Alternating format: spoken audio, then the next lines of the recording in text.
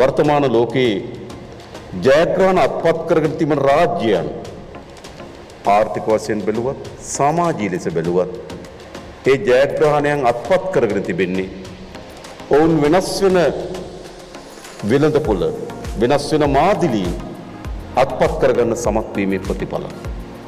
ඒ ප්‍රතිඵල ඉතාමත් ආසන්න ඉන්දියාවෙන් අපිට දකින්න පුළුවන්කම තිබෙනවා.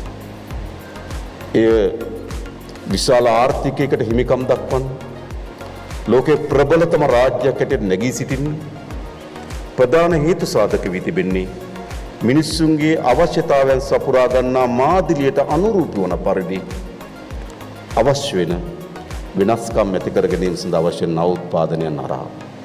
එහෙමනම් අපේ රාජ්‍යයටත් අපේ රටටත් මා හිතනවා අපිට තිබෙන්නේ පාර.